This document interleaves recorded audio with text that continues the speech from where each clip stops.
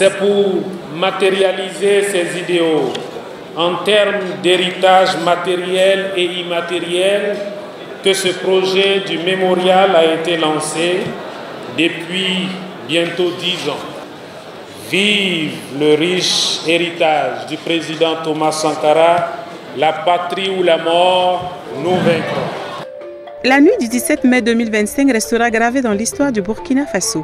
Une soirée d'hommage dédiée à Thomas Sankara, figure emblématique du panafricanisme et de la révolution burkinabé, rassemblant intellectuels, autorités et citoyens engagés.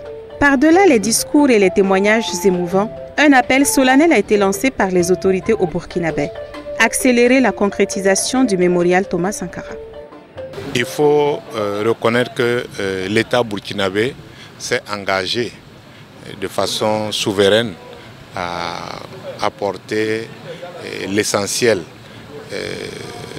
du financement de ce projet. Comme le ministre l'a indiqué, ce mémorial sera construit en hommage à Thomas Sankara.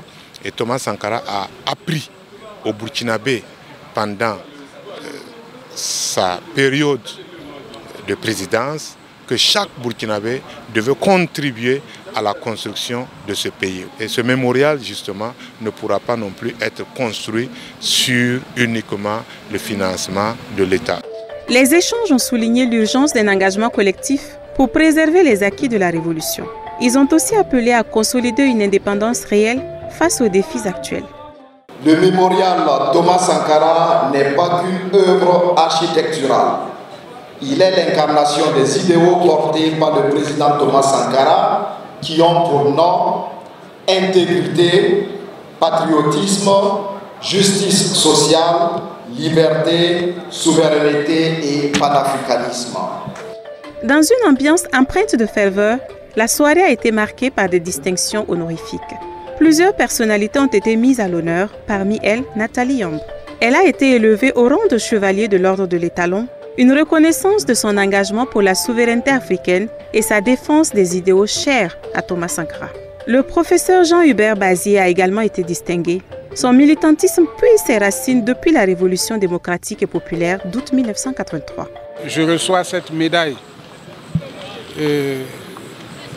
en m'inclinant devant leur mémoire, en les remerciant parce qu'ils nous ont précédés dans l'au-delà, en disant que leur bataille n'a pas été vaine, en leur disant qu'ils sont un exemple pour nous, en leur disant que le sacrifice suprême qui a été le leur est un sacrifice qui nous a payé de nos souffrances et qui ranime nos espoirs. Je parie que dans les jours, dans les semaines, dans les mois, dans les années à venir, le mausolée sera l'un des monuments le plus visités, non seulement du Burkina, mais de la sous-région ouest africaine. Ce projet attendu depuis des années symbolise non seulement la reconnaissance du rôle majeur de l'ancien président du Faso, mais aussi une volonté de transmission de son héritage aux générations futures. Un lieu de rencontre, un lieu de recueil, un lieu de commémoration, un lieu de célébration, un lieu d'éducation, un lieu de partage des idéaux du président Thomas Sankara, un lieu de célébration du président Thomas Sankara et de ses 12 camarades qui sont tombés avec lui.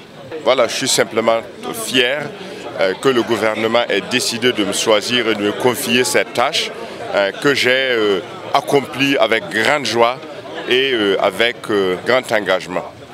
L'événement s'est achevé dans une atmosphère de détermination, appelant chacun à jouer son rôle dans la construction d'un avenir fidèle aux idéaux du leader disparu, car sa mémoire demeure un socle inébranlable pour ceux qui militent en faveur d'un Burkina Faso fort et uni.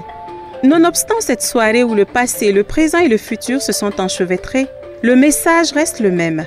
L'histoire se perpétue, mais seuls les peuples engagés la façonnent.